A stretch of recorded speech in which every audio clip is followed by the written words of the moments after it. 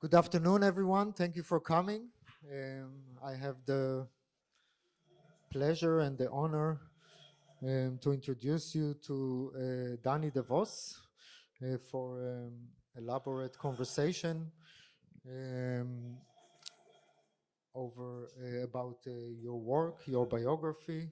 The conversation takes place on the occasion of the 1 year long exhibition by Anne-Mie Van Kerckhoven, ALLES GOED. Anne-Mie Van Kerckhoven is the life partner, but also of Danny DeVos, but also in 1981 you established a very interesting art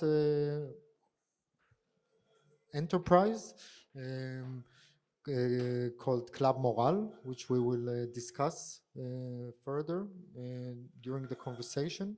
But Danny, I see your work, so thank you for coming. I see your work as a unique proposition within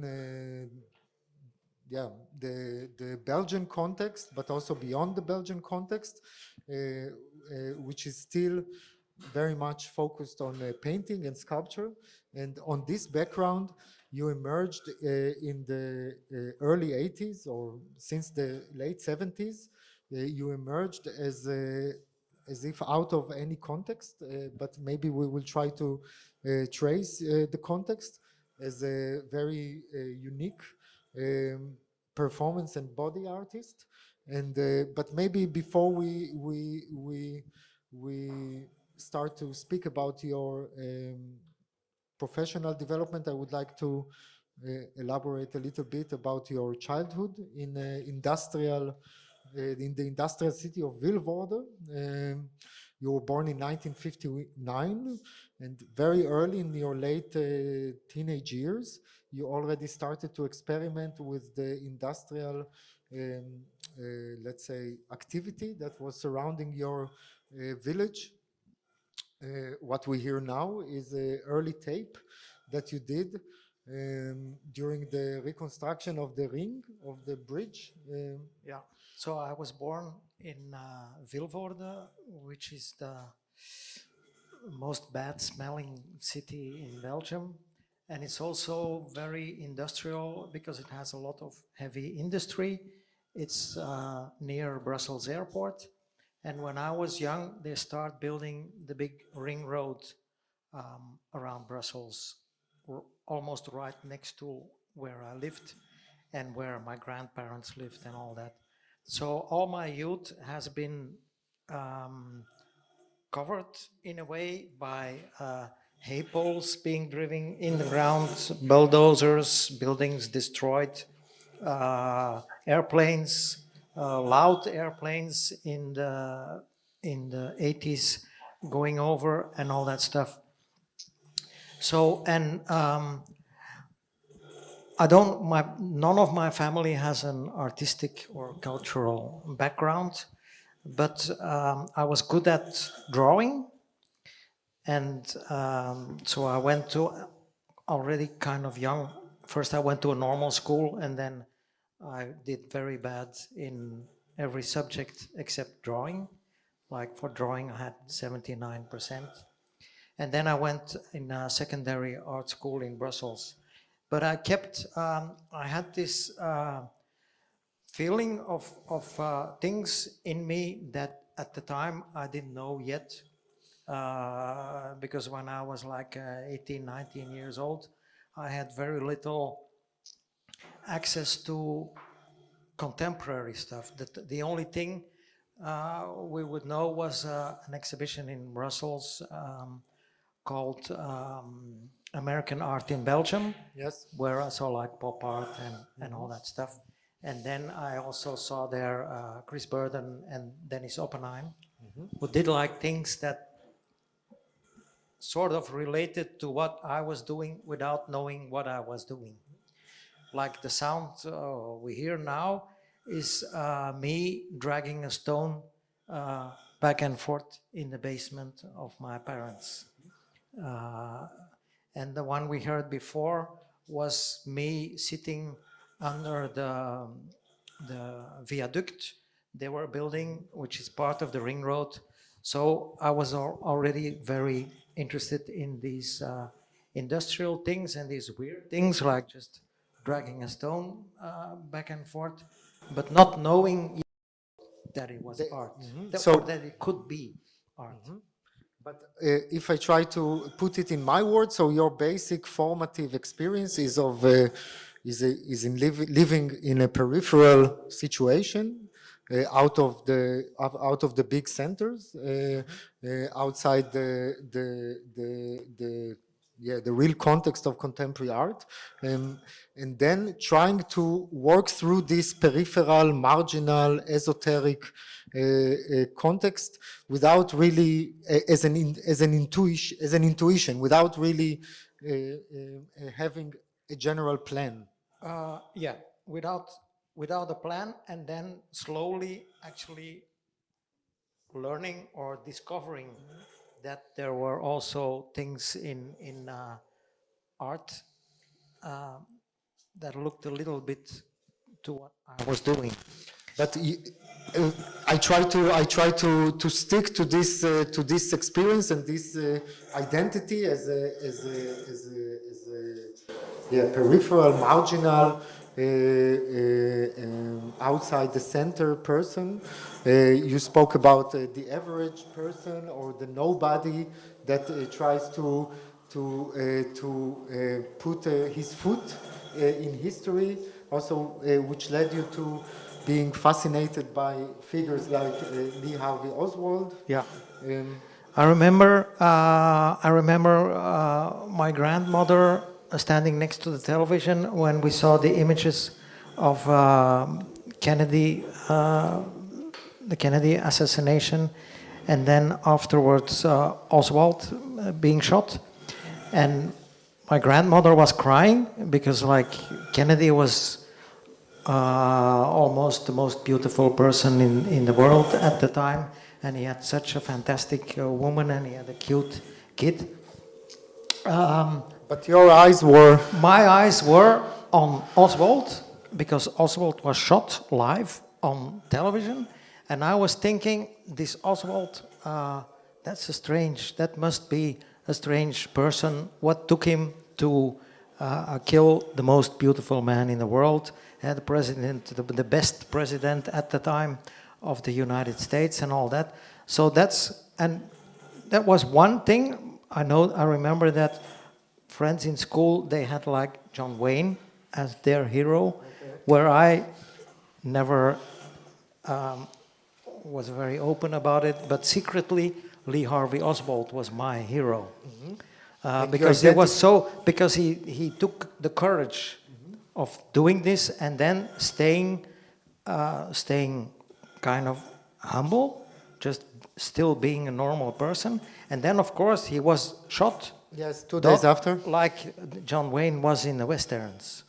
So that was... so without supporting his, necessarily supporting the murder, you were, your focus was given to Lee Harvey Oswald as a person coming out of nowhere and putting his foot in the chronology of history. And at the same time, I was also fascinated by, let's say, Jack the Ripper or the Boston Strangler. It was more or less the same time. So I thought these must be really weird persons to do what they do. But I didn't consider it like something violent or bad. I had some abstraction, not about what they did, but that they were like, strange guy, this Boston Somehow Strangler. your persona as an artist found inspiration in this character or in this... Later on, when I started doing performances, the reason I started doing performances when I was in art school in the first year of the academy in Ghent, I started doing performances because I wanted to make artworks that had the same impact as a car crash. You walk on the street and you see a car crash and you say, "Whoa, what's this?" And it's such an intense experience that you don't forget it, and it's like something goes into your body, because there's another person being hit by a car and laying on the street or on pavement or whatever, and it's something that just stays in your mind, but you don't do anything with it. But it's like, so I had the same intention of, I wanted to have the same intention in my art. So, and performance was like the best way to express it. And also I wanted to, I saw myself as just a human being, not, it was never Danny Devos who was there, but it was just a person, not a man, not a woman, a human being who was the same as the people in the room. So there was a direct connection of the human in general. Yeah. As a universal entity. Yeah. So if I try to rephrase what you just said, for you, your point of departure of making performance was to embody the human being in general, outside the differences of gender, outside the differences of class. I saw myself. Most of my art is about feeling bad. So, and I tried to express the feeling, the idea of feeling bad in general. So that's why a lot of people don't like what I do.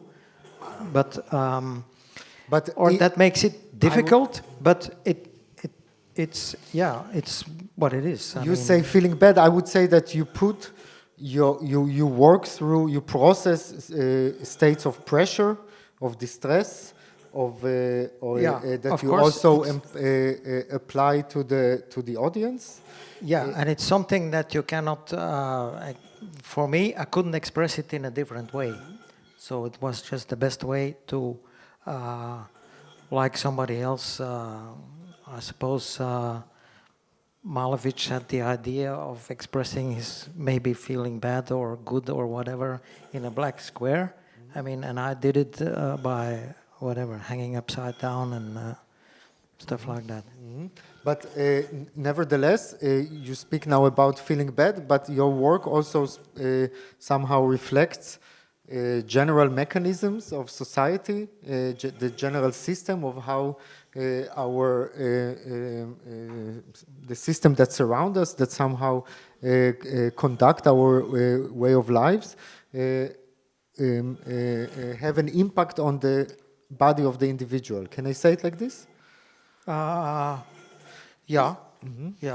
I mean, there is an existential aspect to your work which is beyond expressing how you feel. Can I?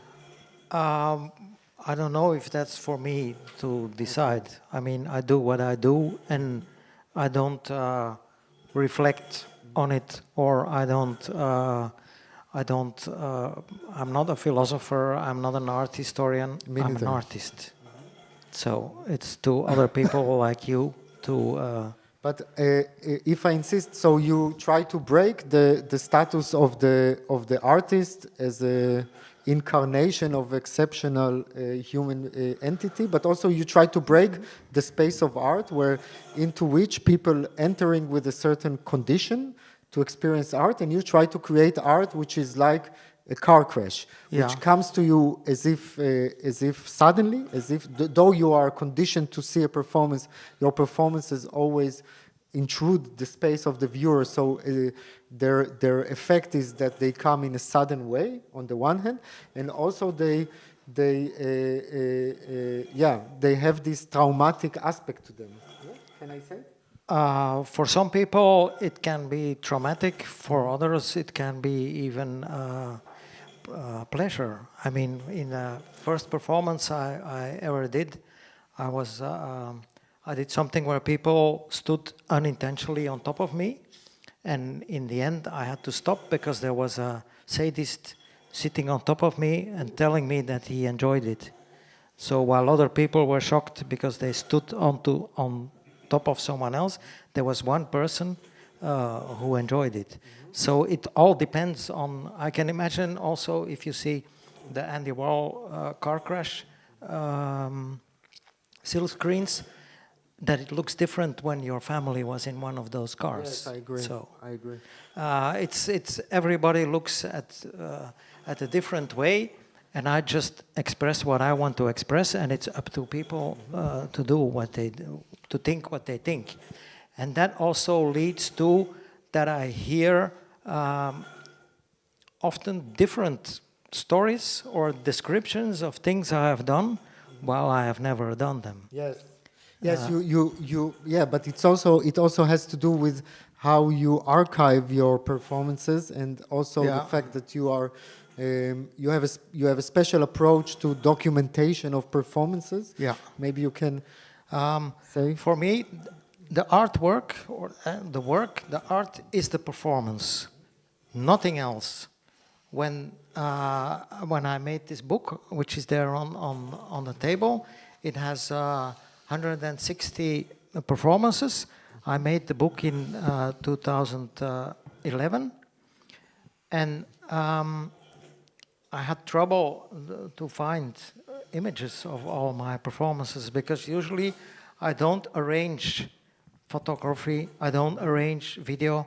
All the photos in the book are kind of made by accident. Yes. Because friends were there. I had some friends who studied photography in Ghent, and they went along, but we were like, it was more a bunch. Sometimes we did music performances with other people. Sometimes I did a performance, so I always had friends. And in later years, of course, most of the performance Anne-Mie was there. Mm-hmm. But even then, when I asked her afterwards, did you take any pictures? Mm-hmm. And then she said, no, I was so fascinated that I forgot. Wow. Which I think was a good quality, yes, which absolutely. was the best thing you can But in have. a way, performance art and your performance art particularly is all about the direct experience. Yeah. The unreproducible experience. Also, yes. The immediate experience, the direct experience. Yeah. Also, I don't sell photos or yes. videos or whatever from my performances. If people who ask me, don't you sell photos? I tell them, yeah. Buy the book. Buy the book and rip out the pages and buy frames in IKEA or something, and you can hang it on the wall if that's what you want.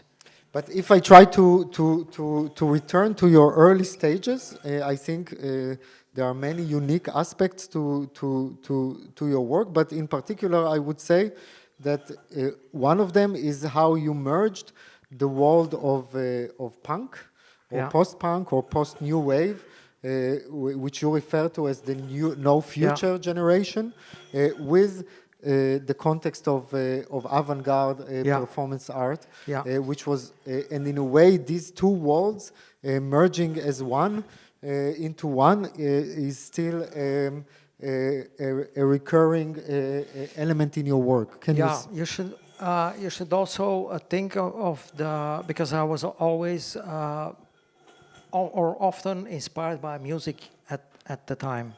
So I went to many concerts. I was also already in a sort of experimental chaotic band at the time. But if I show you, as you can see, we have 14 chapters, but I'm going to skip we skipped Lee Harvey Oswald chapter. I try to... but yeah, so we will go to this one. Yes, but this is something that... Yes, so Ian just Curtis, to see the... wait. It's this one, yeah. Yes. So you went to concerts by Joy Division, and yeah, for you, and when I mean the music at the time was for people feeling bad, was very attractive, and when you see Ian Curtis, it's also like a performance. Exactly. The way the intensity, his behavior, of course, on stage was very, so this is a recording in 1980 in Holland, actually, in Eindhoven. And you can see that, or you feel that there's this thing inside him that has to go out, which I call the uncontrollable urge. Yes, And that's what you see here, the uncontrollable urge, but he can narrow it down into art. Into a proposition. Yeah. But of course, you were interested, you told me in a previous conversation, in the epileptic spasms of his body, in contrast. At the time, I didn't know. Okay. It was only. It was attractive. It was only afterwards that it came out that he took medication, that he was on drugs, and that epilepsy was a state of mind for him. But when you looked at a performance of Joy Division, it wasn't an epileptic on stage. It was more you had this guy Ian Dury and the Blockheads. Yes. There it was obvious that he was handicapped, but Ian Curtis was a normal person. Okay, but there except is a when he was on stage. Yes, I think I thought why you were fascinated by Curtis. So there is let's say the eccentric movements on the one hand, but also the poker face.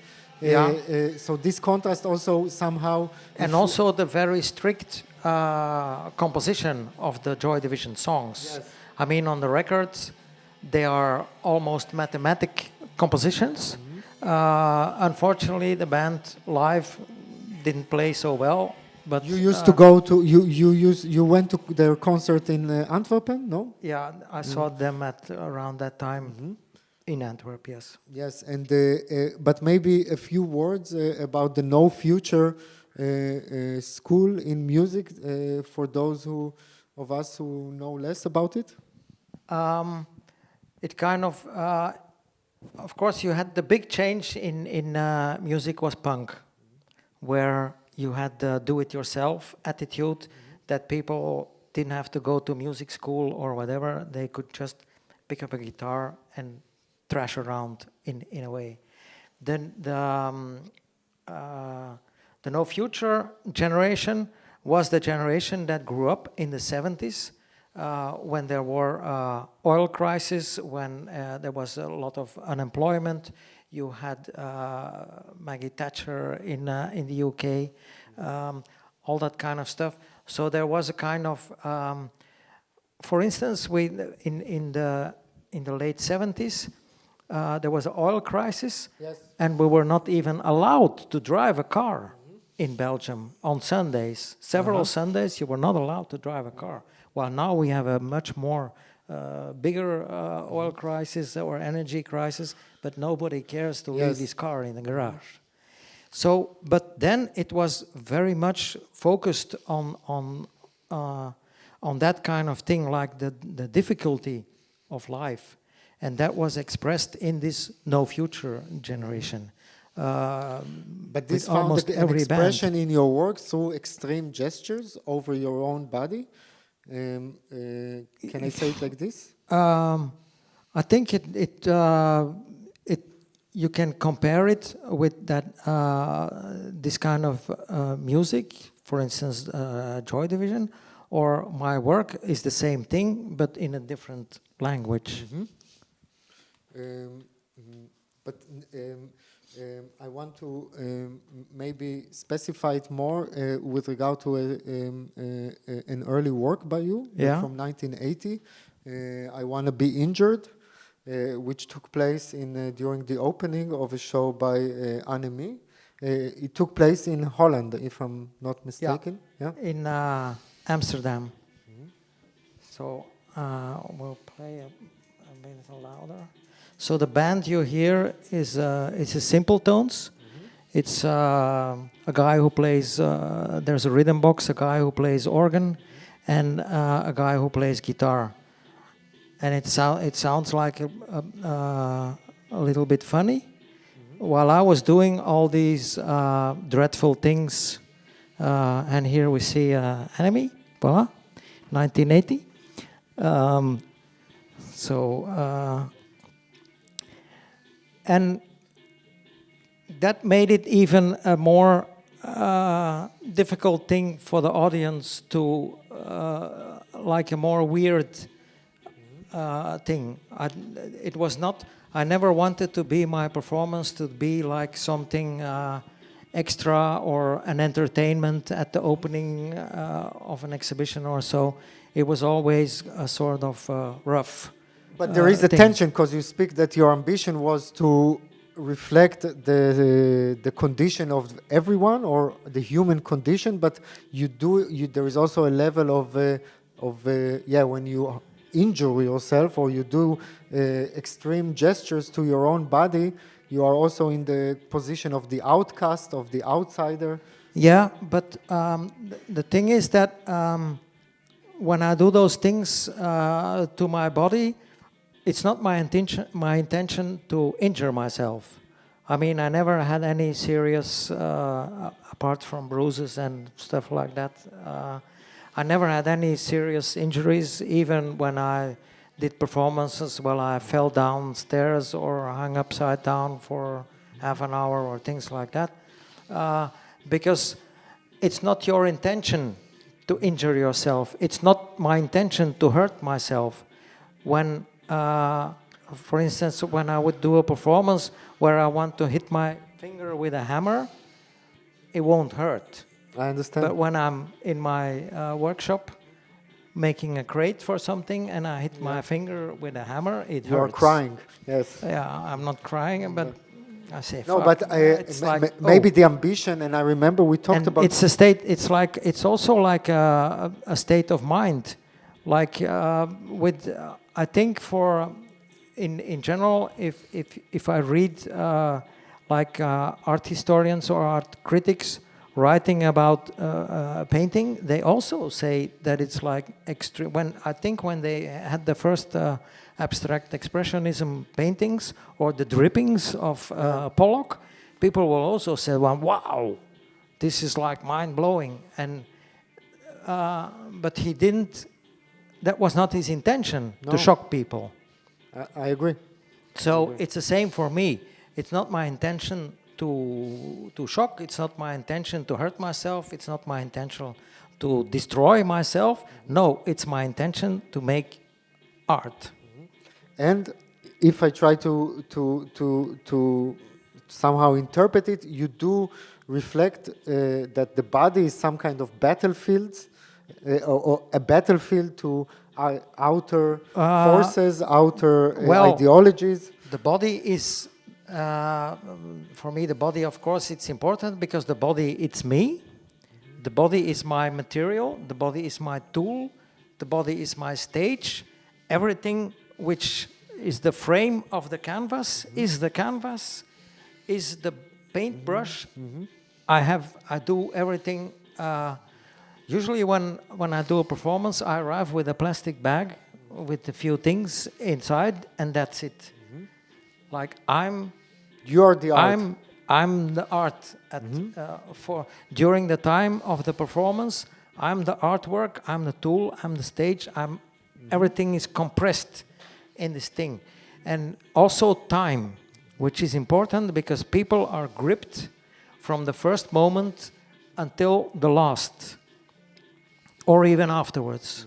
Like when you happen to see a car crash on the street and you go back home and you don't feel hungry. But if I still want to talk about your early stage and your development as a young performance artist, a young body artist, but also someone who tries to find his way and find inspiration in things that he sees and meets while developing. You often speak about visiting the exhibition or the sculpture, the space of Gordon Matta Clark in Antwerp, in the gallery as part of a project initiated by Office Baroque.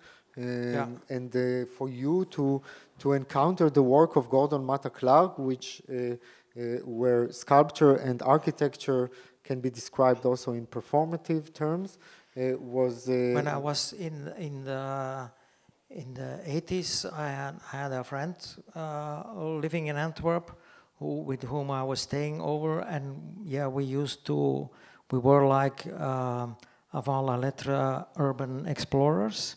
So we broke into abandoned buildings and so, and Office Baroque of Mata Clark was one of them. Without me knowing very well the whole art history of... So for you, art history is not just like an academic issue of research, it's also really a direct experience. Yeah. Because Gordon Mata Clark plays a role in your, your work. Well, it started much later, actually,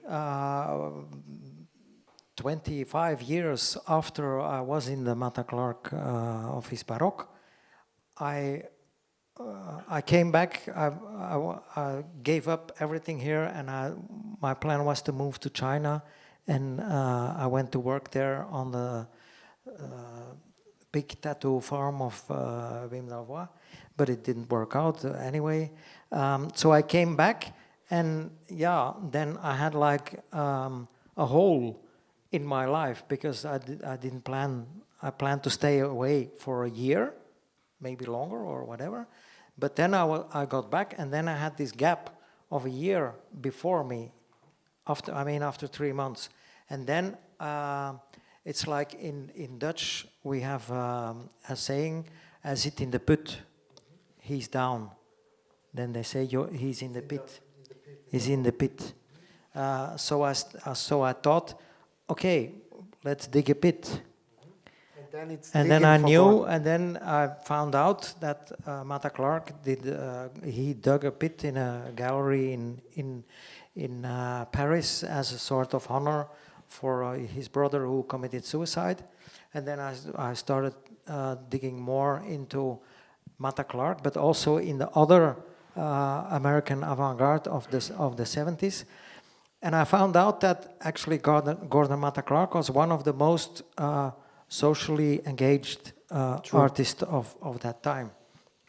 An important thing, he was invited for a show in a center in New York, I don't remember which one, and his proposal was, because it was an art exhibition about social issues in the city, and he proposed to board the windows on the outside because it referred to a neighborhood in New York where all the windows were blocked off because of the violence. Yes, but sometimes they block it before destroying the building, I think. Yeah. Anyway, so, but the cultural center said, no, we cannot do this because we live in a good neighborhood and people would get bad about it. And so Mata Clark, the evening before the opening, he went to the building with a rifle and he shot all the windows. So they had to board them up. Also, Mata Clark he started a restaurant in New York, which was, so those were kind of things that went out of art and into real life, which I thought was important for me.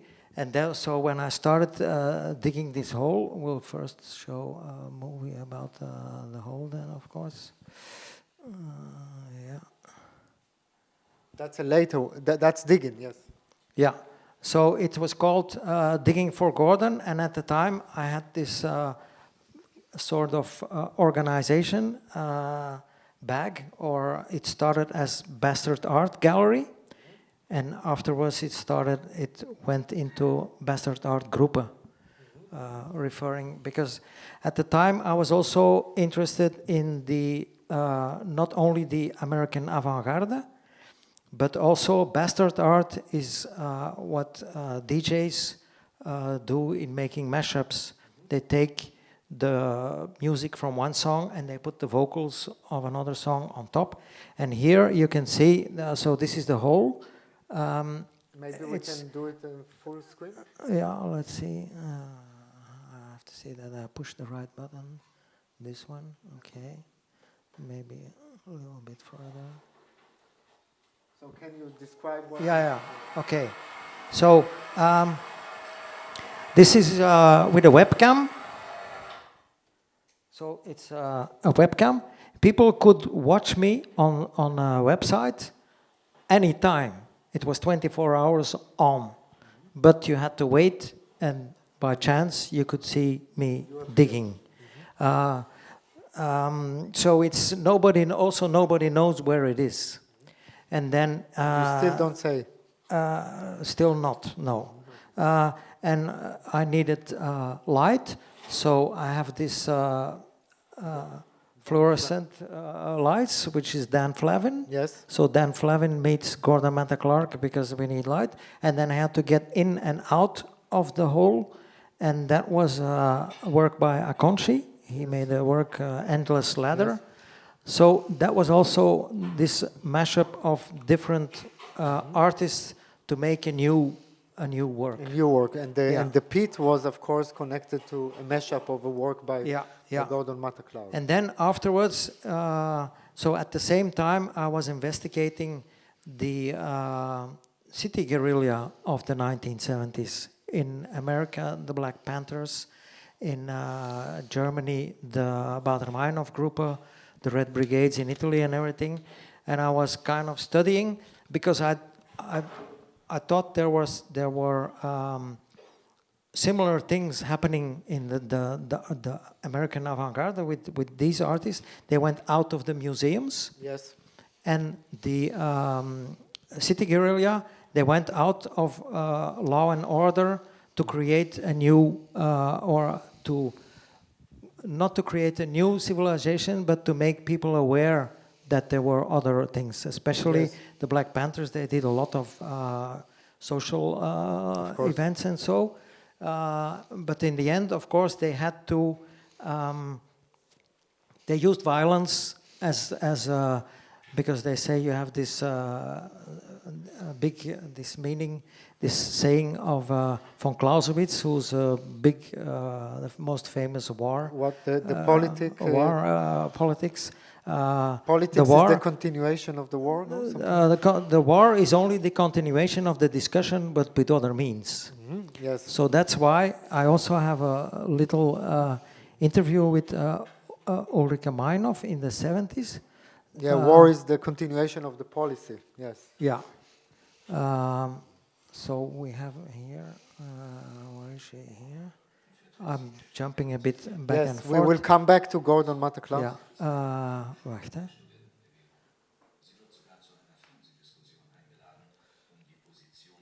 And this was after the police broke down a student riot in Germany, in Berlin, and a student was shot. So it was the first thing. And they were actually protesting against the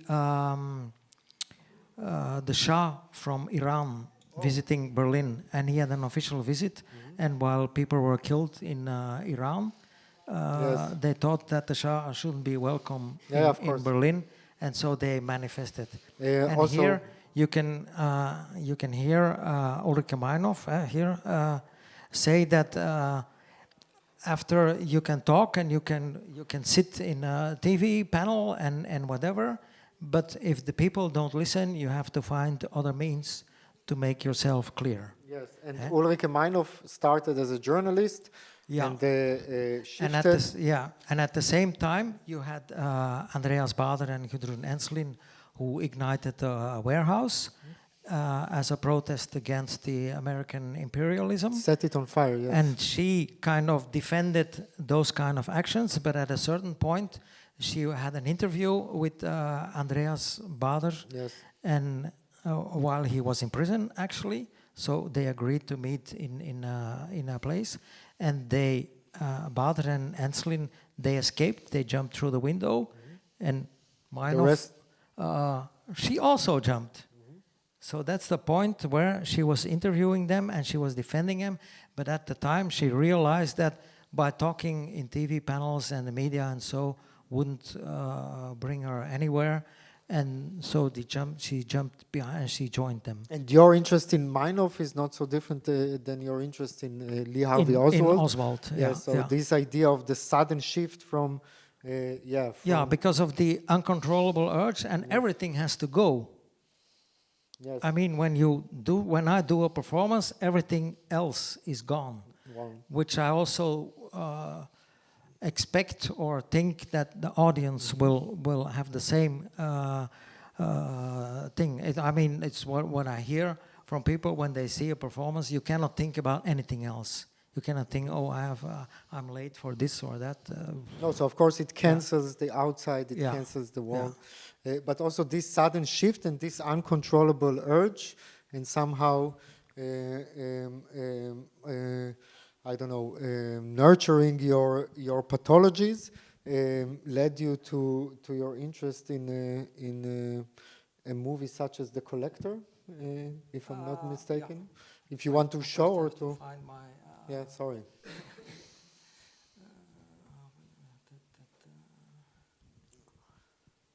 We always have to find something.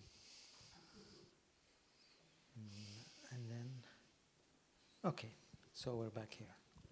Yeah, Okay, maybe I can just mention that. So the digging for Gordon Yes. went on. It started in 2005, and I did also several performances that included Earth. I did performances with Earth. I did performances with everything to make the work that was invisible in a way visible. And you kept the earth that you also... I kept the earth and I used it. I took the earth in a suitcase to Switzerland. I took a box of earth to Finland to do a performance there and all that stuff. Of those two performances, there's movies on YouTube, so I'm not going further on that. But one thing is, after a while, it was in a basement, and I was digging 6.5 meters deep. And yeah, I mean, you can repeat. I'm not an artist who repeats himself all the time. So after a few years, I just stopped. And then I don't exactly remember when. I thought I was already into books. Yes. And at a certain point, I thought I'm going to fill the hole again. Now that it's there, I'm going to fill it, and I'm going to fill it with like knowledge or culture, but in a special. So then the digging for Gordon and became then, ripping for Gordon. Digging for Gordon became ripping for Gordon. And also nobody could see it. So this one, it was the first I did. I took the book of Kossuth. Yes. And I ripped it to pieces and threw it into the pit. Through a pipe? No, the pipe is there because I needed something. When the hole would be full, I needed the proof that it was 6 meters deep. Okay. So nothing is in the pipe, but everything is around. So you kept a around the negative pipe. space that shows the depth. Yeah. So it would become something new. But to be honest, there's 100 movie or more, 150 movies on YouTube where I'm ripping up books, but 150 books ripped apart is only this. So So how many books did you rip? Well, I think, I'm not sure, but I think there's like 150 movies on YouTube with people getting very angry because I ripped up some of them or their favorite books. But so after a while I stopped, and now I'm just filling it with earth that I collected and stuff or whatever, because it was getting too dangerous also for the place where the hole is. And still nobody knows where it is. No. But It's also not important. But it's important that it's not known. It's not important where it is, just as long as it's not known. Yeah, I mean, the space where it is not so important. It's also not important to know where this or that painting from Francis Bacon is. I mean, yes, for me, sometimes not. But maybe we'll look at it a little bit. yeah, maybe in the meantime we can have something a little bit of interaction. Yes. As I said, we have 14 sort of chapters. So I'm circling a number here on our playlist. Yes. And people have 1 minute to call a number between 1 and 14. Okay. Let's see. Stopwatch. So you just circle the number from 1 to 4? Yeah, just shout the number and you can win a book. 10, 11, 9, 1, 14, 11. What did I hear there? 14. No. 11, 12, 9, 8, 3, 1, 2, 4, 1. 4. Yes, you also said 4. You also said? You have to shout louder. We'll give you a second chance later on. Okay. Only 37 seconds, so that's good. Yeah. Okay, let's go on. This we will stop. So, where were we? But the idea of hoarding books and disposing books, dispossessing books, and all the symbolics that involves in it, of I don't know, some kind of getting rid of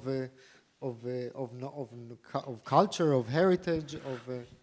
Well, it's also a thing. It's throwing these books in there is also a way of killing them. Exactly.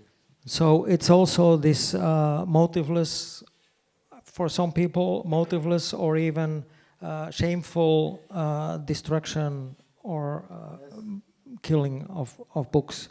So it refers to, though I have a big interest also in serial killers, where there is a similarity. Just quickly, the serial killer and the artist have the same psychological profile, where the serial killer, they call it the trigger point. He's in a certain situation and he sees a person, and that puts the process in, and then he has the trolling phase, which is following the person or preparing the act. Then you have the act itself, and then you have the cooling down period. When the act is done, let's say the thing is not solved. So you have the cool, and this thing repeats all the time. It's the same with the artist who has inspiration. I look up and I see the lights there and I think, oh yeah, this, I have an idea and I'm going to make a sculpture of this, and then I have to think, how am I going to do it? I have to collect the materials. That's the trolling phase. Then I have to make it. And then when it's done, you lose interest. I mean, the model there, that we see there, it's a model I made of a performance. It took me 3 months to make it, and now, yeah, I mean, it's there. But maybe, okay, you said too many things. So first of all, you're according to some sociologists or social psychologists, there is a similarity between the artist and the serial killer. You're specifically interested in a researcher called Colin Wilson. Colin Wilson. His book is here somewhere. No. These are only the outside, the collector. Sorry. And my collection of the collector. But at a certain point, here, The Outsider. It was written in 1957, and it was like one of probably the first book where he made a comparison between religious thinkers, inventors, scientists, artists, that they had a sort of same mindset. An inquiry into the nature of sickness of mankind in the mid-20th century. Wow. So, and Colin Wilson, afterwards he also wrote like A Criminal History of Mankind. So he was sort of the first person to say that there are a number of people, outsiders, he called it the outsider, but they, in a way, they are important to how civilization goes on. Uh-huh. Please Apart say more. from the fact that they are outsiders, and that it's, in a way, it's society who defines that art is good and crime is bad.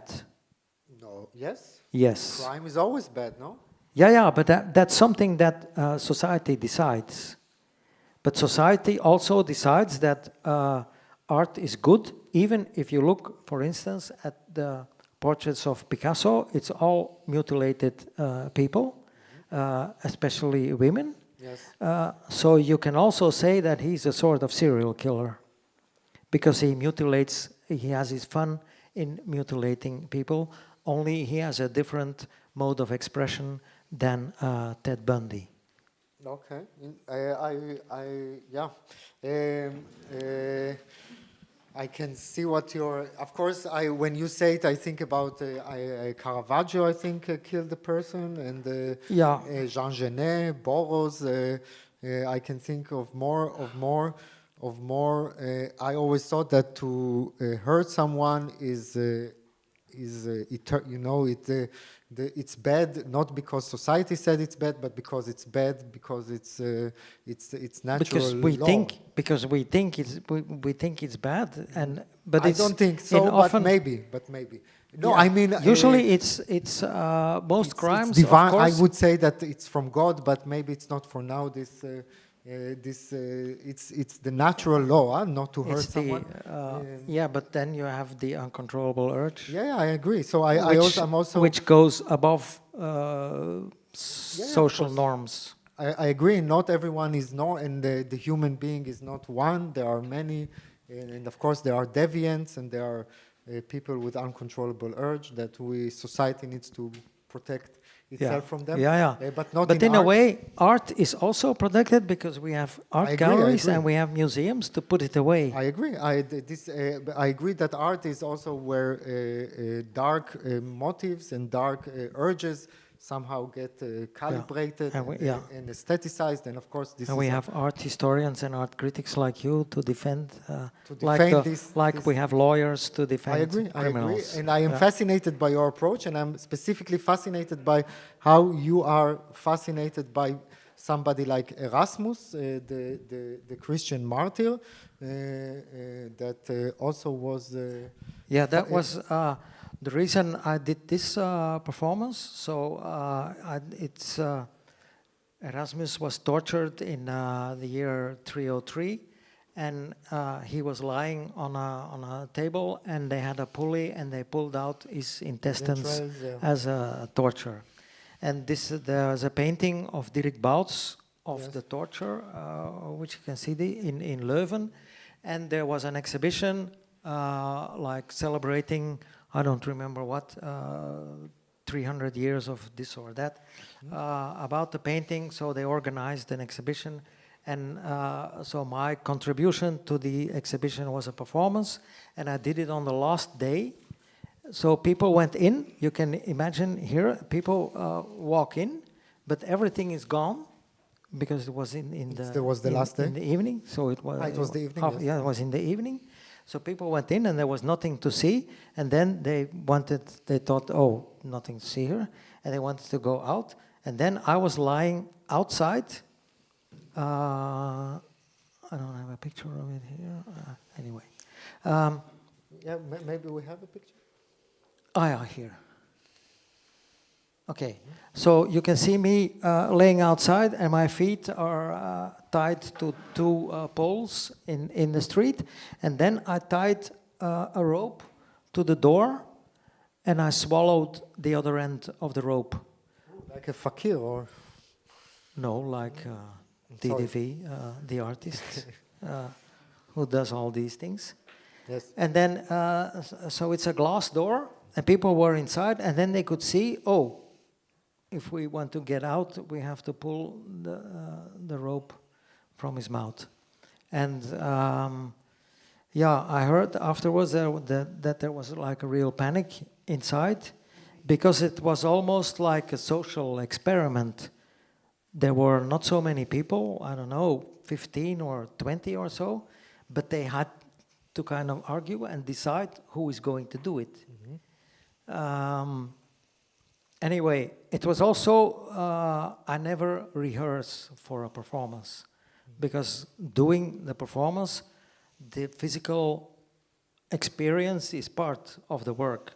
I'm not an actor, I'm an artist. You have also works that you hang yourself. It's a repeating. I know element. that, yeah, but when I need the image of hanging upside down, by now I know that I can hang upside down easy for 45 minutes, 1 hour, I mean, no problem. But when you do it for the first time, Yes.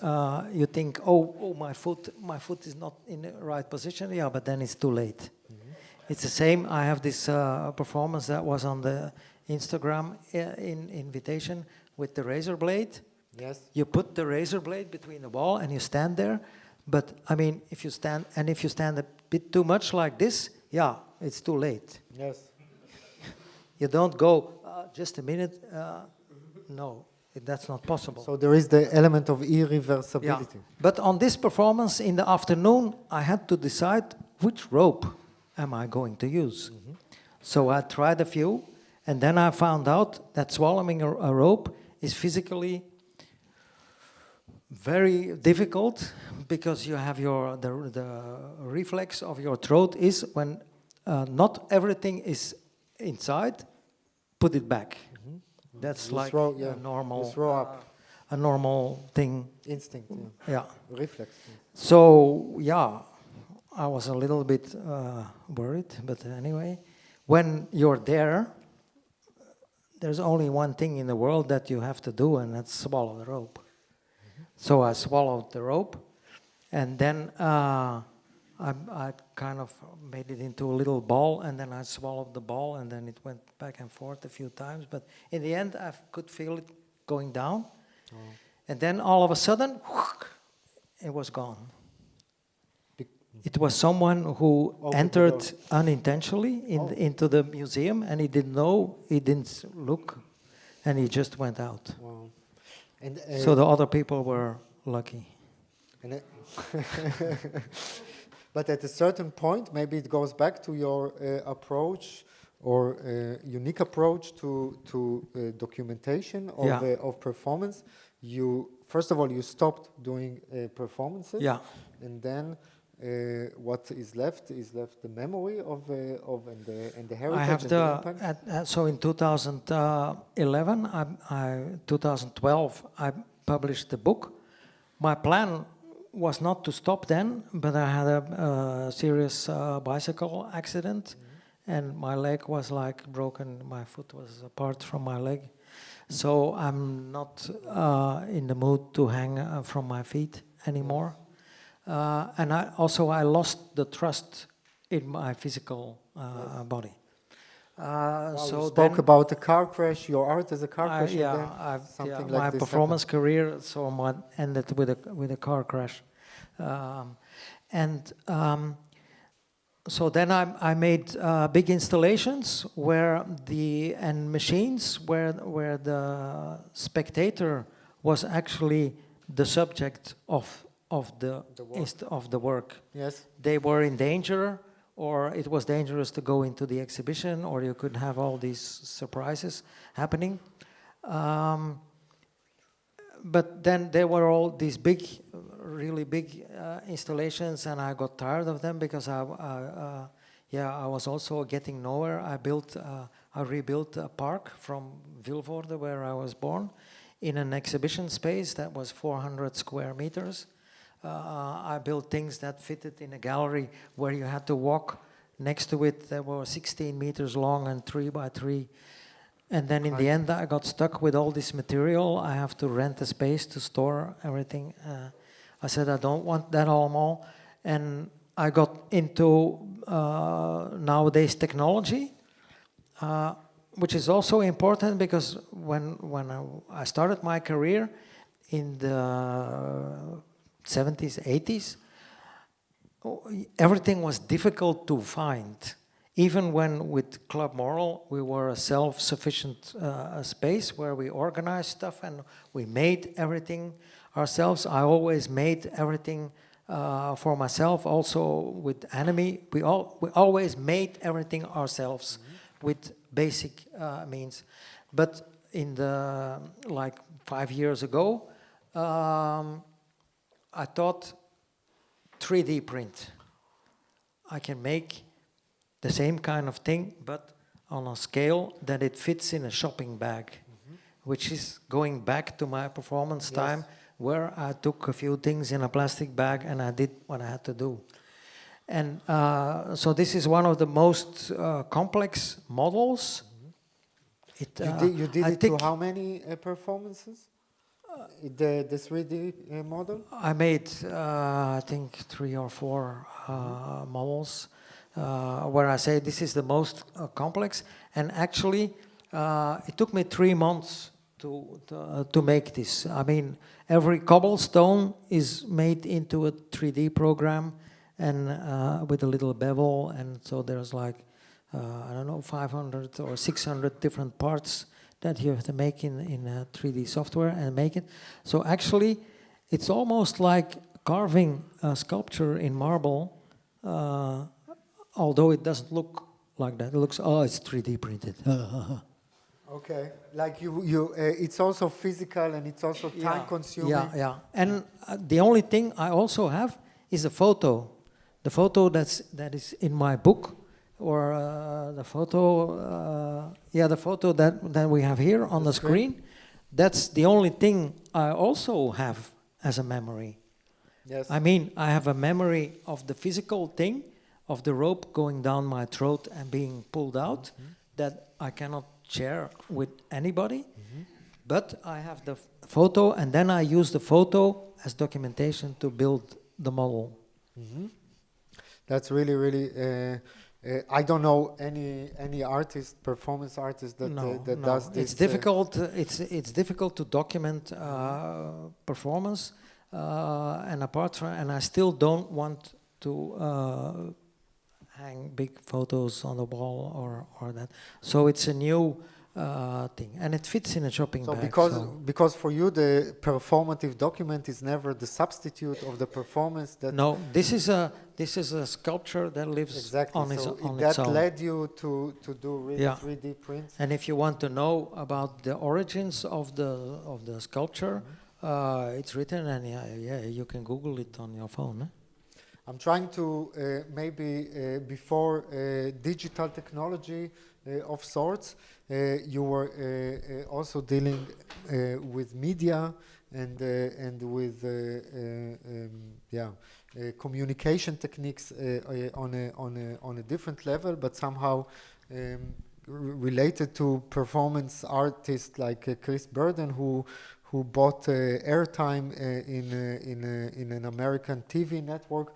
You also somehow incorporated television as a technology into your work, and you did it in a project that was never fully realized, though its relevance is very clear, in Holland. In Amsterdam. The project was called War Zone, and with international artists from countries that had war or intense terrorism. We had called the CCC, Cellule Combattante, in Belgium, who bombed NATO pipelines and stuff like that. And the curator, Brigitte van der Zande, she knew that I was involved with these kind of things. So I was invited along with artists from Croatia, from Palestine, from Israel, from America, from like all the hot spots in the world. And the plan was to do site-specific installations in several locations in Amsterdam, kind of special locations, like we went to visit the Hells Angels headquarters. We also went to visit atomic bomb shelters in Amsterdam. We visited, so all these things were possible locations. She worked 2 years on it, but in the end, the government and institutions thought the project was too dangerous to do, so she didn't get any money. And that was already a problem during the, while we spent 3-4 days in Amsterdam with all the artists to discuss and find the places. And so this was my contribution. But then you took each of the artists in their own language, yes? So you see all the different artists, and I wrote a story about the kidnapping of the curator, Brigitte van der Zande, and the artists were the terrorist band, and we held her ransom to get money to pay for the project. And so these are news reports that I read out. So this is the German artist, and then you will see all the different artists reading part of the story. Beautiful.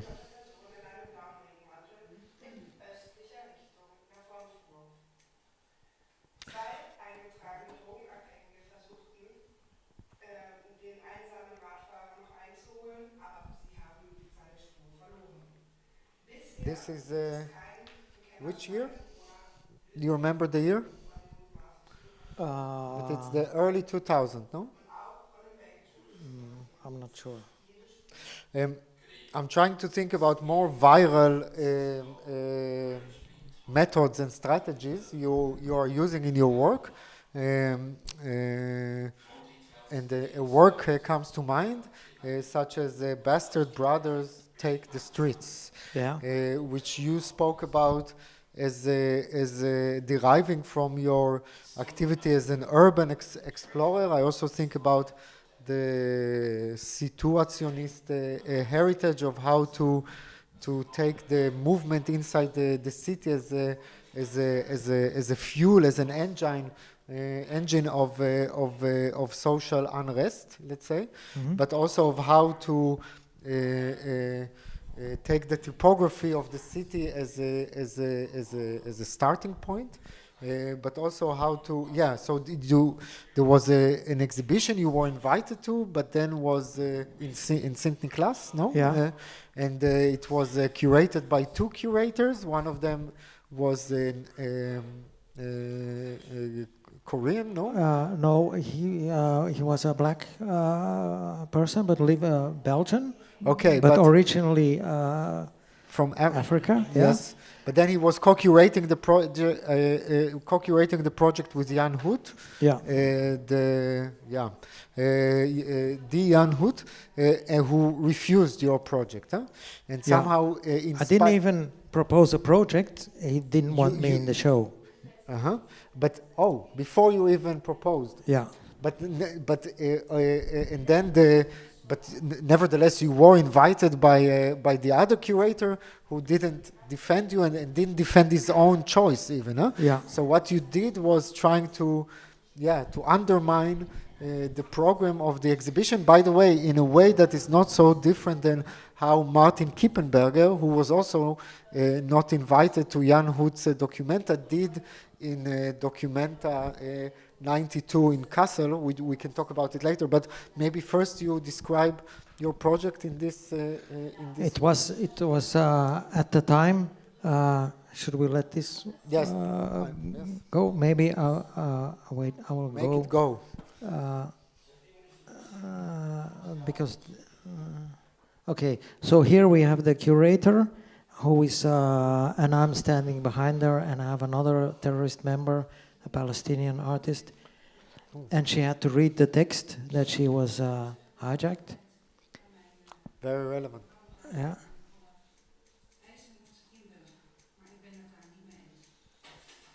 She said, "I don't agree," so I hit her in the head, and Ooh. yeah, she was totally surprised Yes. that I did. We too. But, yeah. But But she's slowly getting over it now.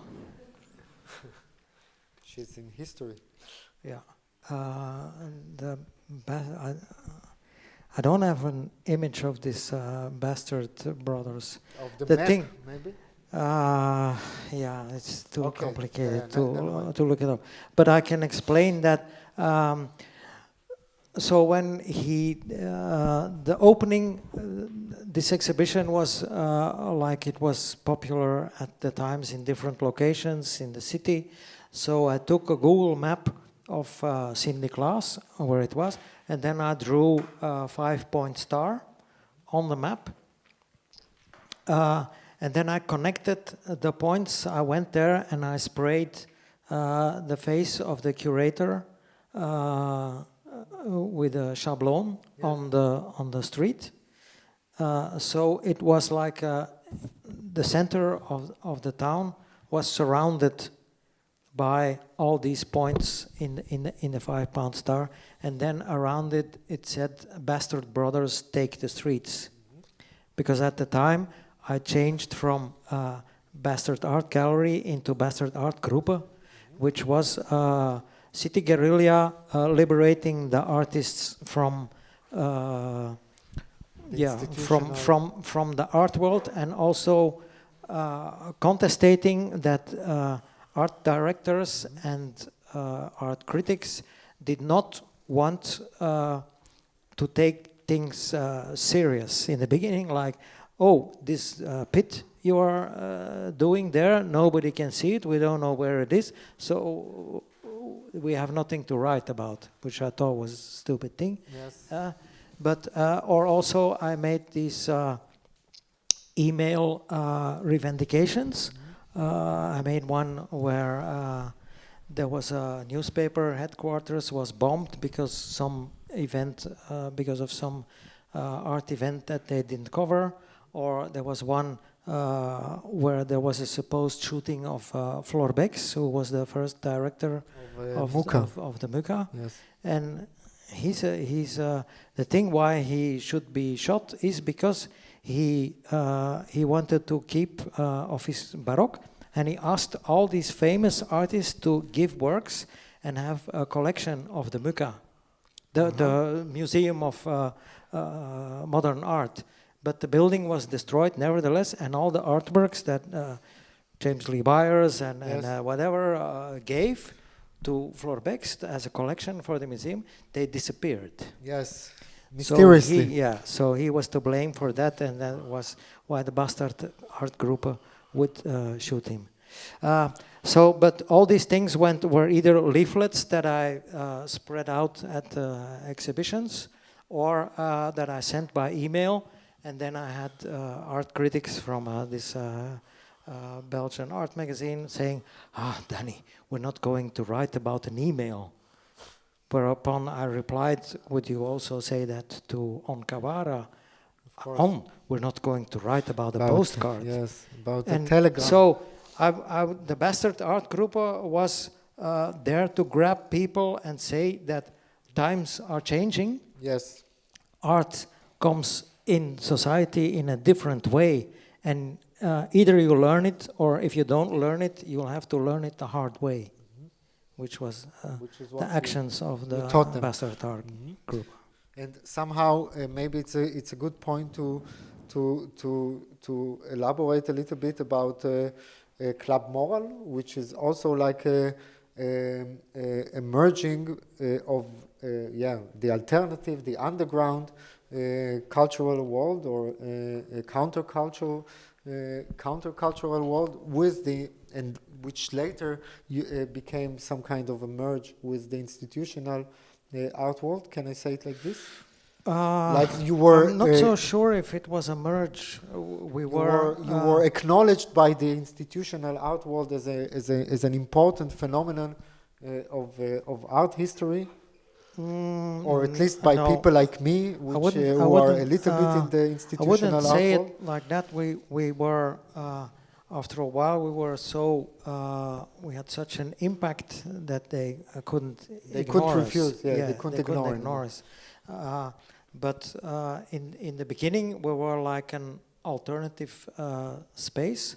When at the time that it started, they had squatted buildings here in Holland. In Belgium, it wasn't necessary to squat because we had cheap places to rent or use for free anyway. But we wanted to have a place where we could show the things that we liked that didn't had a chance to show in the gallery in galleries or at the time. And this was something you did with Anne-Mie Van Kerckhoven? Yeah, so we met, that's another story how we met, which I'm not going to tell again because I told it so often already.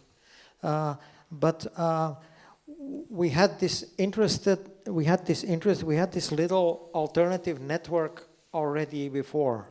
Anne-Mie had a network of independent magazines and books and because she had the show in Amsterdam was in an alternative bookshop, and I had my network of performances where most of the festivals were organized by artists, and so we had a kind of thing. Festivals of performance art. Yeah, and then there was also the idea of mail art, which was an important mode of communication at that time.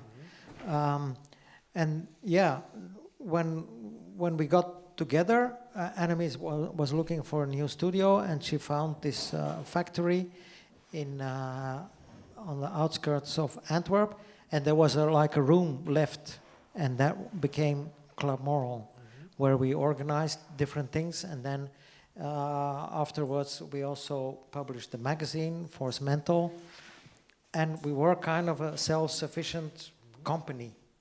Like self-sufficient in the sense that press records, we had a logo, we had all these kind of things that made out a company, but it was like a two-person organization. Yes. We had a few volunteers helping out when we organized something, but it was like a close community where it was also a mixture, like Force Mental was not only an art magazine, because we also had journalists, we had also things about music, we had science in there, so we had different things. Also from different countries, we had people from all over Europe and United States publishing things. So yeah, it was like a world on its own. Yes. Which produces, documents, distributes everything like as a closed. And we did everything ourselves. We did the design of the magazine. The magazines were printed. Then we got them home. We printed them because we had little money. We printed them as posters, and then we had to collect all the pages and then fold them and staple. Okay. We did 15 issues, 500 copies each, and I stapled all of them. 2 staples in every magazine. So 7,500 copies you stapled. That's but that was that was also the power in a way, because we didn't need anybody else.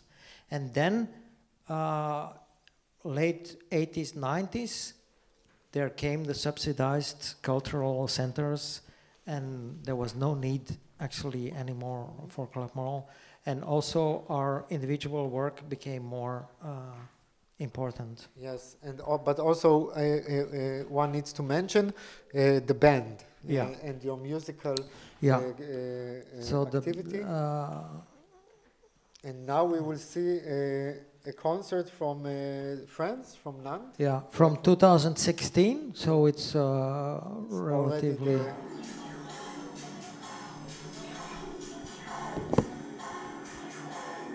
So we're also like a pioneer industrial music, electronic band.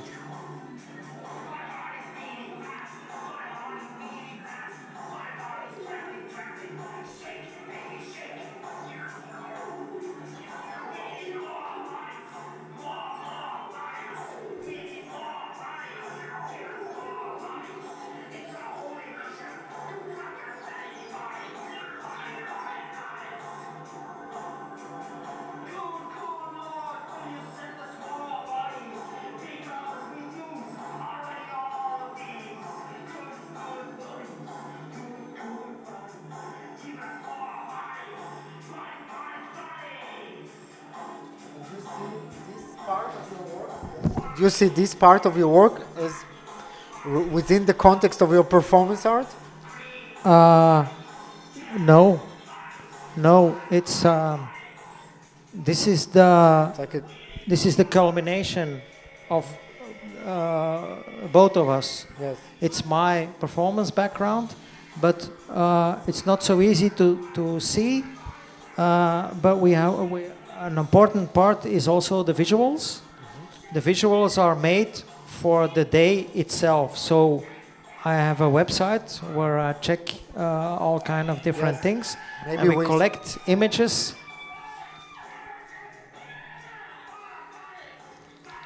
And then Anime makes a movie that can only be shown on that day, and is the background.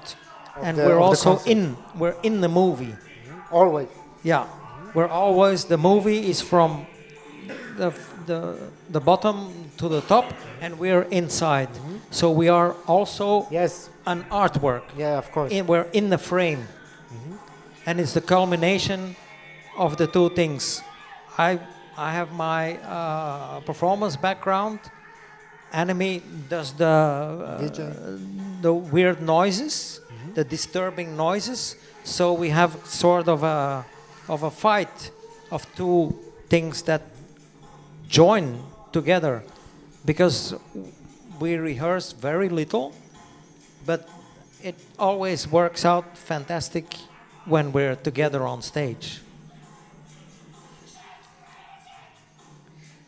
And this is also filmed by someone with his phone, huh? Yes. It's It's not something you stage. no fancy cameras. Uh-huh.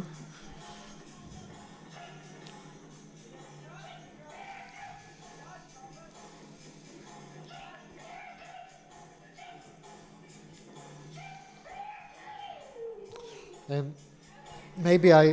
When I see it now, it looks a bit like Ian Curtis. Huh? Yes, yes, absolutely.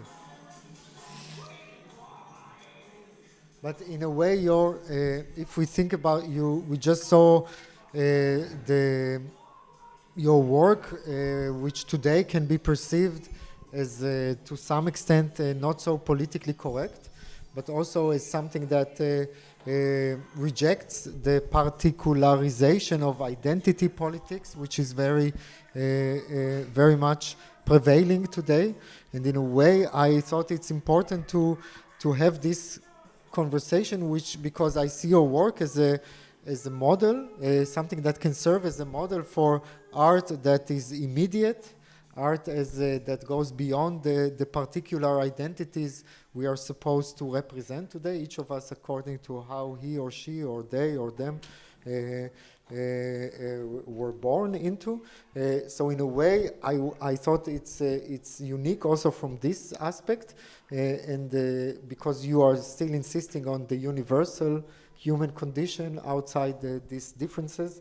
But also we saw things that today can be perceived as totally outrageous, to hit a curator in the head in a surprising way, to send a letter announcing the death of someone that was shot,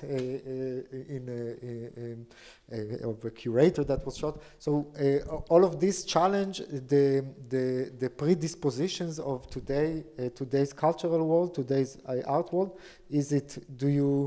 Can you say something about it? Do you see it? How do you see the relevance of? So I think it's very relevant for today's discussion. But how do you find yourself in the current cultural climate? As an outsider.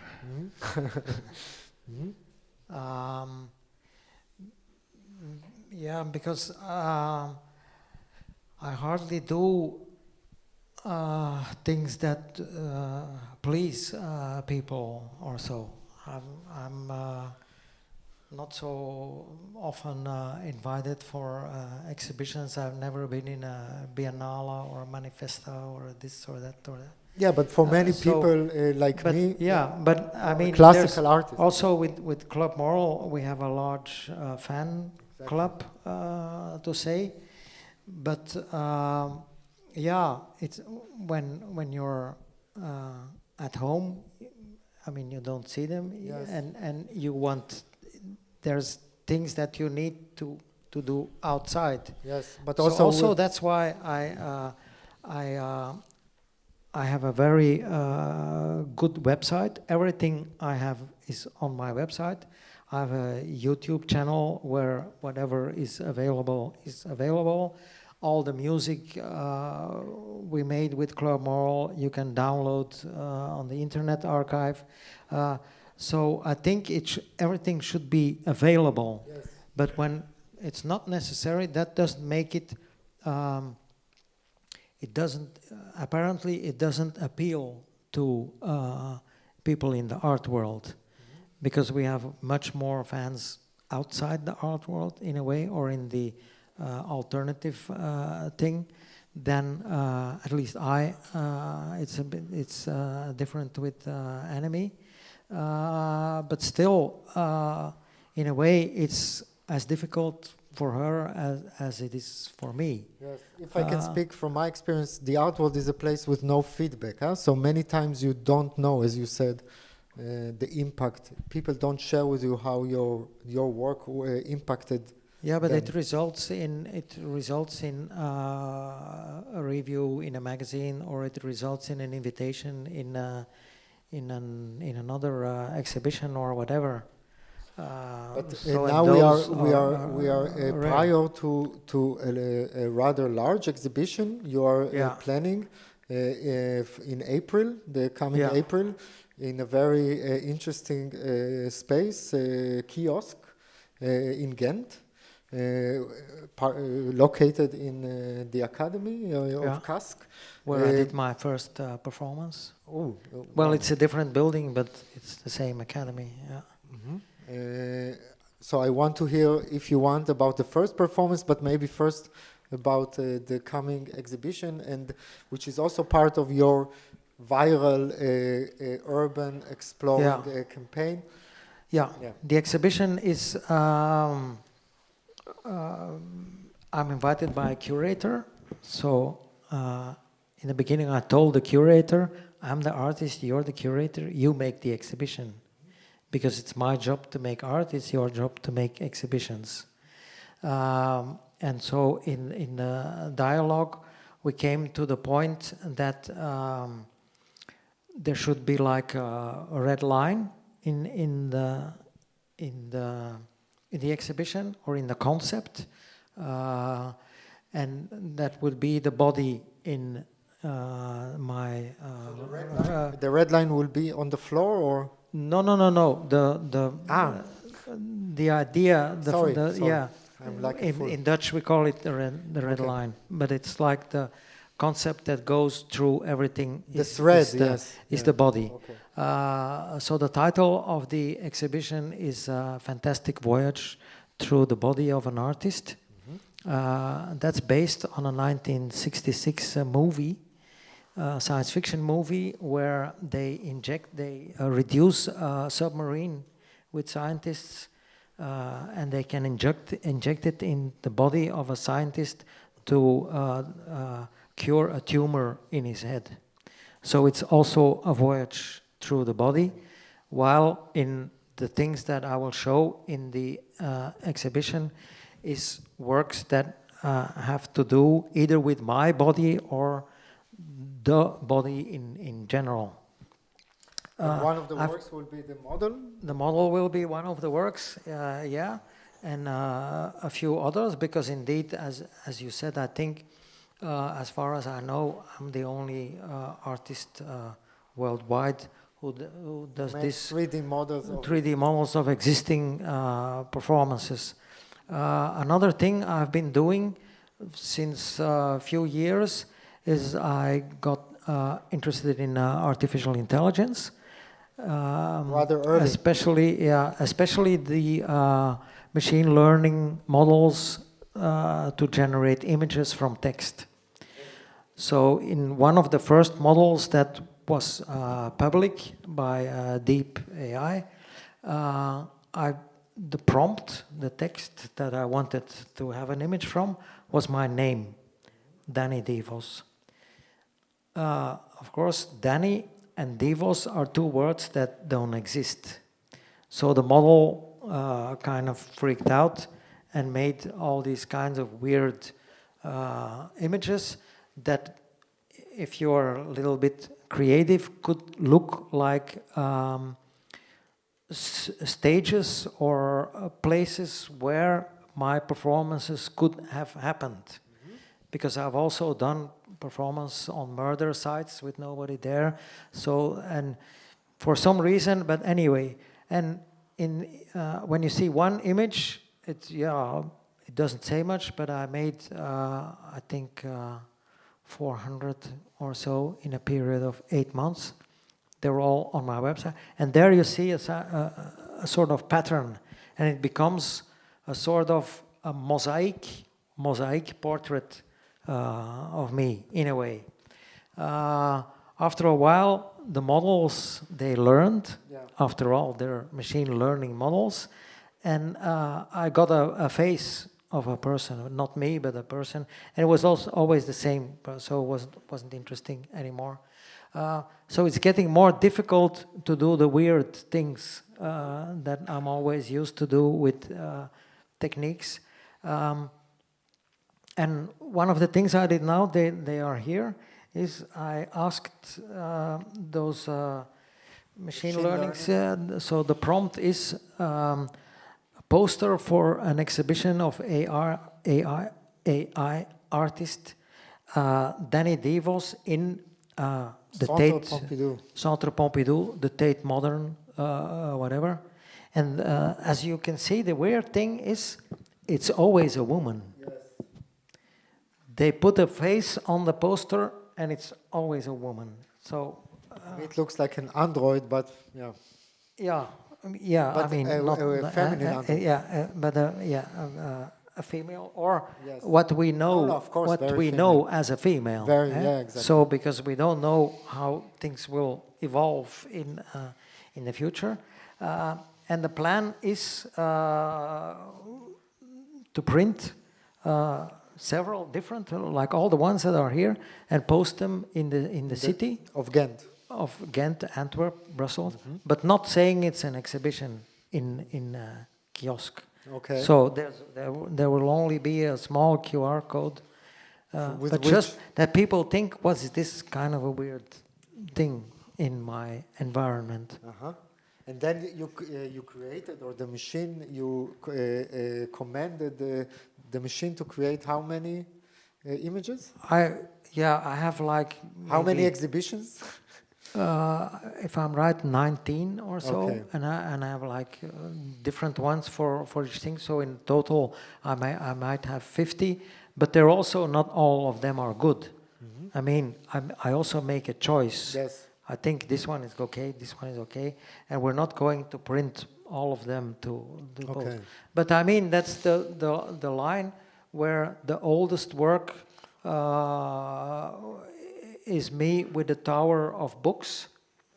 In the exhibition? No, in the exhibition, yeah. And the most recent is the AI portraits of abstractions of me in the thing. Wow. Maybe we do another lottery? Yes, wonderful. So we have between 0 and 14. Yeah.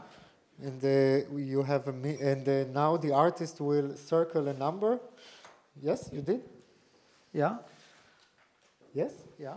And you will set the timer for 1 minute. Yeah. And the person who will shout the number will get a free copy. To be, you can only shout once, because, yeah.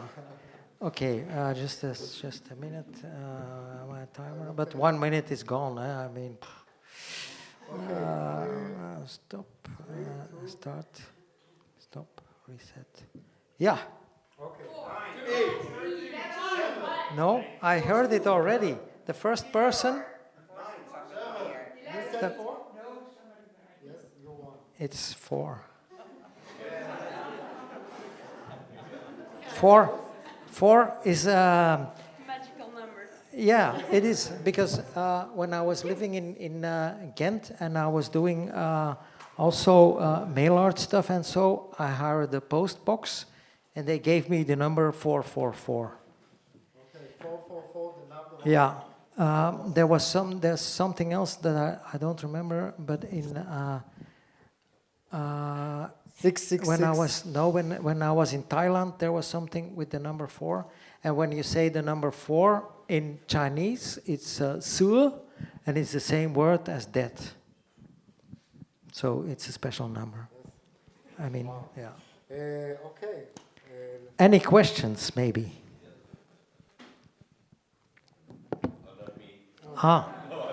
Yeah. You said yes, so come on, ask a question. Ask a question. Yeah. Now you're in the game. You're in the game. Yeah. Yeah. That's how it goes when you say yes. But I didn't have a question. But you can invent one. yes, with Club Moral, I really love what you did with Club Moral, and it really inspired me. And also just now hearing you talk about your work with Club Moral, are you planning a concert, a performance?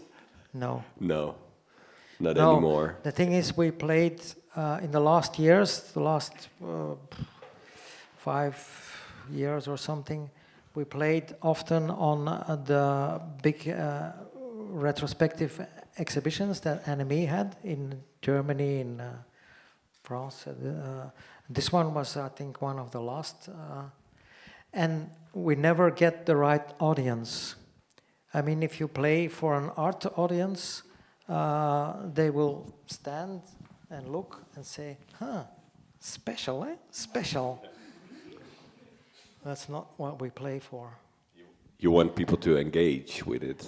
We want people who come, who like noise, industrial music, hardcore noise, industrial music, when the audience is like dressed like you on these kind of festivals. That's the place where we meet people who are into that kind of thing. And those invitations are virtually non-existent nowadays. This one was in a venue, Yeah. that was a good concert. That was a good concert because... At a retrospective, but in a bar. Yeah. That's why it was good, because it was in a small bar and it was during some Biennale or Biennale in Rennes. Yeah. But it's true that the art world embraces this kind of... Yeah, but they want us as something, neutralizes this kind of thing. extraordinary. They want us as something extraordinary, and that's not a good situation to be in. I agree. Because also the concerts are, as I said, we use the images from the day when the concert is and make the movie. It's a lot of work also to do, and when the only thing that you get back is special, eh? Then I'm sorry, but It's not special to say it's special. Yeah, I agree. yeah. Okay, next. No, you're afraid. Well, I am afraid, actually. Not for you, but can you have... I wonder how you... When you said at the beginning, bad, I thought, is he meaning in Dutch slecht? Yeah. Is he a bad person, so a slecht person? No. Or do you feel like being a bad Yeah. person? Because I thought that Like there's a difference. No, when you go to the no future generation, Joy Division, it's feeling bad, depression, bad conditions, bad. Yeah, because you don't know what to do with your life, and then you have this uncontrollable urge that makes you do things that people don't like.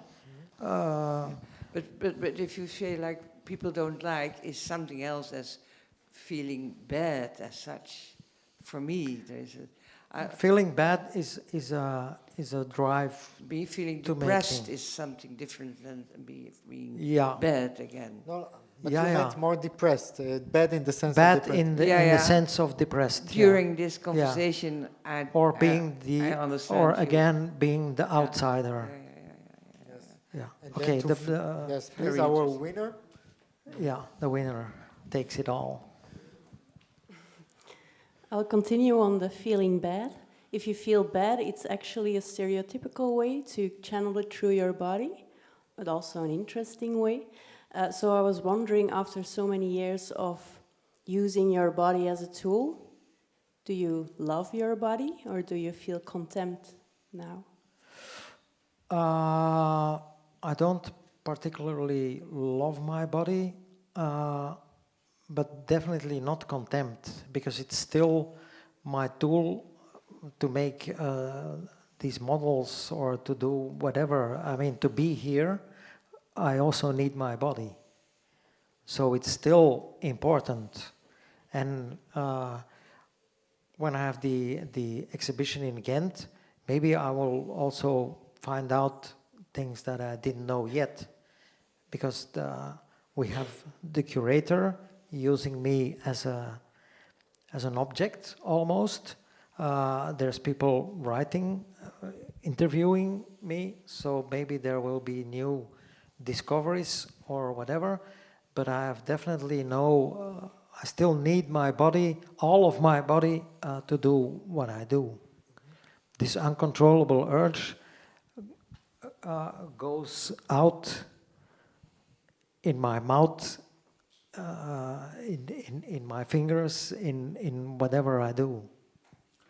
It's still a total feeling that has to get out.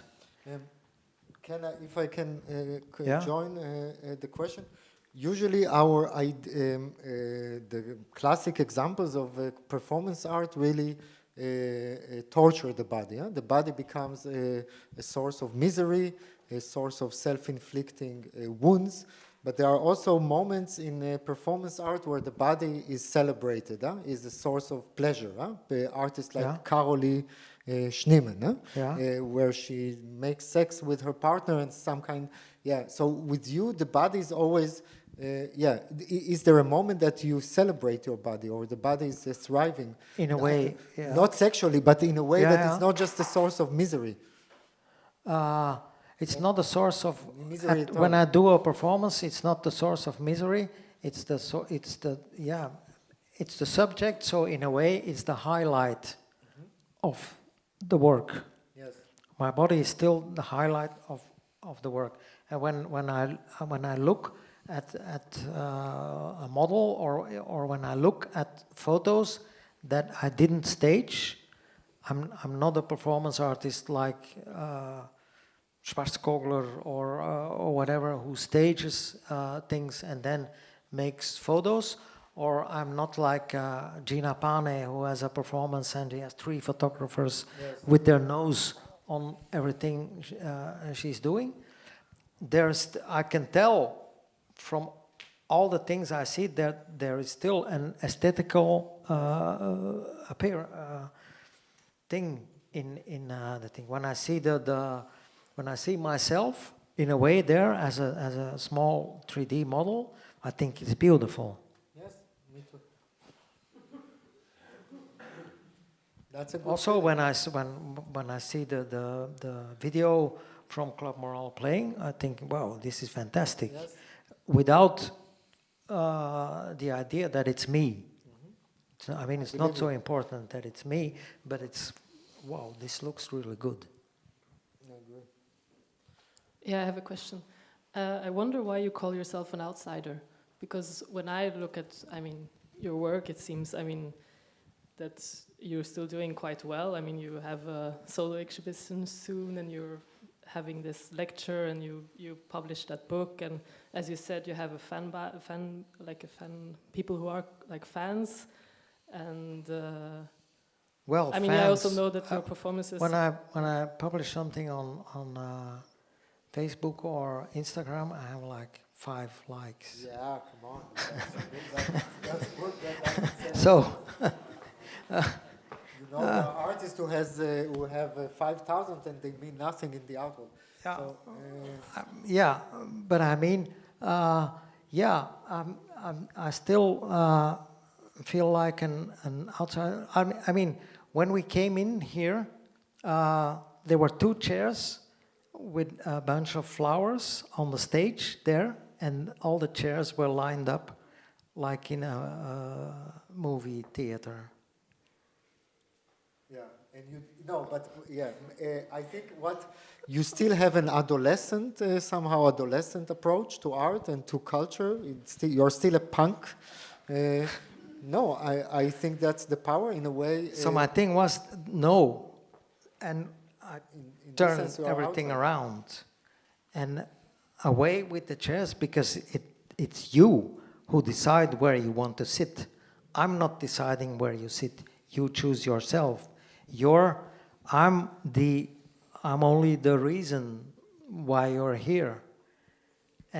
But apart from that, I don't want to, with the performance, there's also no distance between me and the audience. I decide on the moment I'll be there or I'll be there. So the thing is that, and that makes it difficult, of course, because when I told earlier on I'm going to change this thing completely different, we say, oh, but we put everything just the way that we think it's good, and we did this for you, and so, yeah, but. Thank you so much. Okay, now everybody's happy, but when I would propose that in the beginning, they would probably have said, no, but because we always do it on the stage. But when I'm here, I'm in control and I do what I need to do. And that makes it actually an outsider, because not a lot of people like this kind of attitude. Many do also, but I understand that you don't align. Huh? You don't align with in a way you are, and I really identify with it. You are in this ethos of art as antagonist, as outsider, as somehow marginal, but not in the social sense. Yeah, I wouldn't say marginal, because I take Marginal my in place. Dutch, I know, like, has a. For instance, my book. I made my book. I borrowed money from someone. First, I had the idea of doing the book. Then I went to a friend designer, and I said, I want this kind of book. It should be a hardcover. It should have a suede inside cover. It should be this. Can you tell me how much it will cost?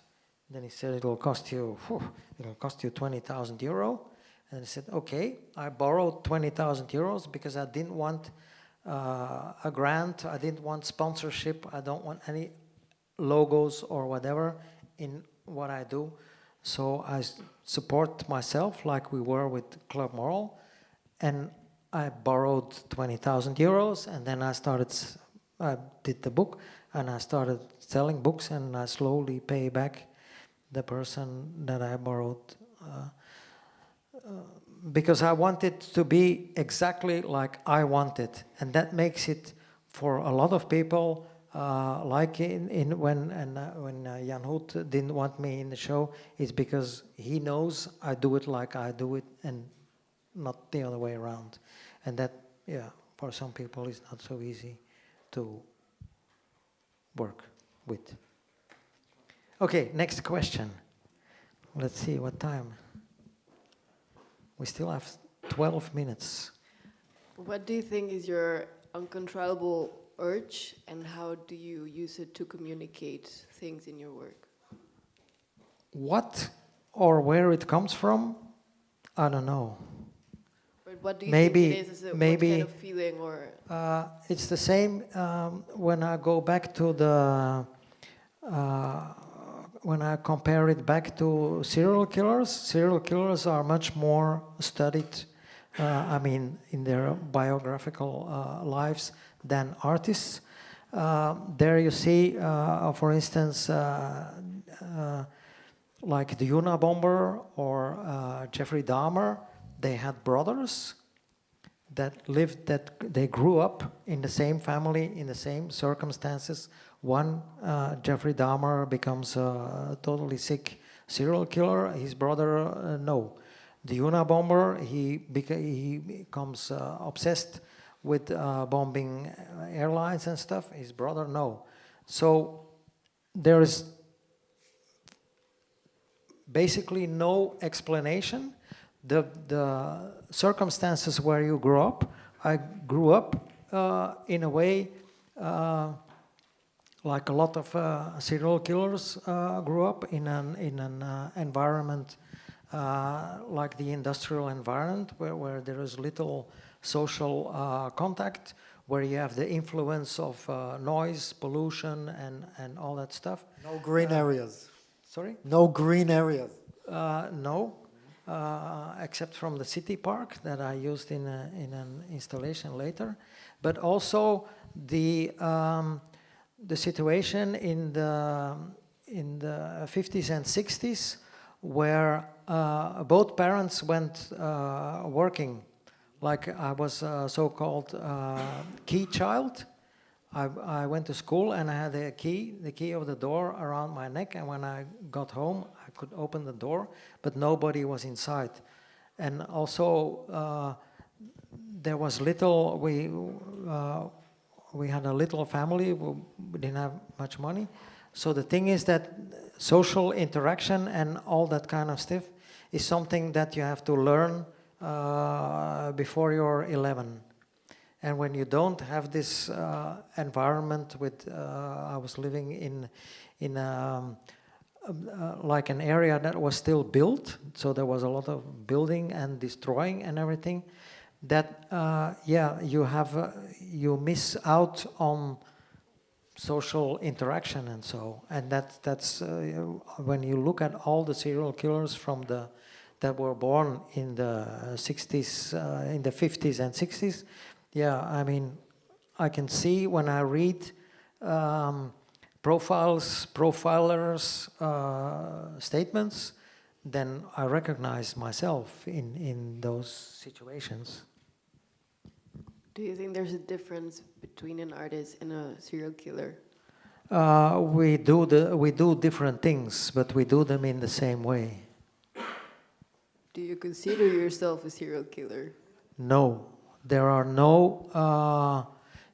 Of course, Ory will mention Caravaggio, but the thing with Caravaggio or Carl Andre. Carl Andre, it's different. He had to solve a problem, and the problem was his wife, and he pushed her out of the window. No. And but the court, said the court said no. But let's take it as the worst thing. There are no cases of artists that became criminal. There's another, I know a few artists that are related. You have the photographer Edward Muybridge, who did all these photos of galloping horses and stuff like that. He shot the lover of his wife. But that's, I mean, they had a problem and he solved it. But the motiveless, there are no artists. Not a trait, that's not a personal trait. There are no artists who did any, what we call motiveless crime. There are no Not examples. that we know of, huh? There are none in the criminal history of mankind. No, but maybe they were not caught, huh? But I don't want also to I mean, everything, in the end, everything is possible. Yes. So, one last there is question. One artist. I would like to ask a question, if I may. Yes. You say you feel like an outsider in the art world, but I've also seen the punk or the counterculture where, yeah, I don't know, like, where do you think all the rebels went? Do you think they still exist? I think life has a bit become too easy because we have much more stuff in our. We have a recording studio, we have a video studio, we have a whole wide world in here, which we didn't have. So in a way, life was harder, and you had to fight harder to get things done. while maybe the ideas of the rebels then and now may be the same, but the rebels now are more lazy and are more into everyday comfort and the easiness, because even if you have a recording studio in here, it's easier to use an app to know what song is playing on the radio instead of making something out of it. I mean, I just see a lot of conformity in no matter what, let's say, counterculture, pop culture. Yeah. And also there's much more that people do because it looks like something that people already do. Nowadays noise music, some 99% is like, oh, I like what I hear and I'm going to do the same thing. Same for painting. I mean, if you look at contemporary painting, everybody's painting trees, and the other one, the next one is also painting trees, and I mean, that's it. And I mean, noise musicians also don't really have the, let's say, competence of their instruments typically. I mean, it's much more of a... Because it becomes easier. Yeah, because, I mean, it's already noise, right? You're not supposed to enjoy hearing it. Thank you. Okay. Yeah. Maybe we can just end with, because you mentioned like the calendar that I make. It's also part of my inspiration. I have a website. It's called Birth Fact Death Calendar, and I collect dates of birth and death. Births, deaths of people that for some reason are interesting to me, or the chance encounters between them are important. So today it's the 18th of February? There's the 18th of February, and there's 34 events. So if you go to the website, you will see automatically what happened on this day. If you go tomorrow, you will see what happened tomorrow, and so on. You can also search. The website has 30,000 pages that I started in, not the website, but I started noting down things in a diary in 1985, and now it's so on this website. This is used also for your concerts, as for the if we would do a Club Moral concert today, we had to choose between images of people who died who were born today. Fra Angelico died today. Martin Luther died today. Michelangelo died today. Alessandro Volta, the guy of 2220 volts, was born today. Ernst Mach, from the airplane Mach 1, Mach 2 speed, he was born today. Hedwig Kortz-Mahler, romantic writer, she was born today. Harry Brearley, he's a metallurgist, he invented stainless steel. He was born today in 1871.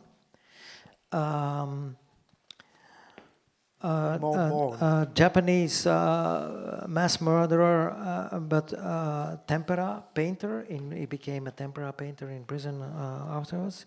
He was born today. André Breton, surrealist, father of surrealism, was born today. Hans Asperger, he was born today.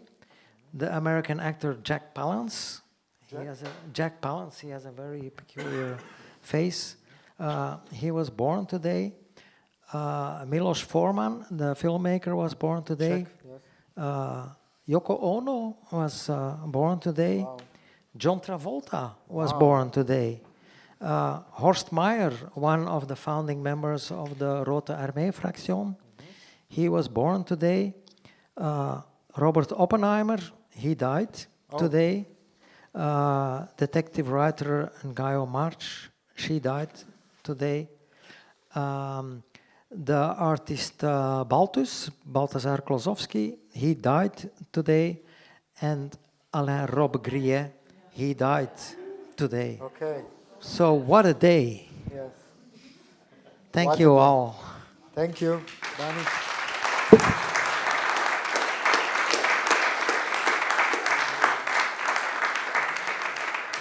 Yeah.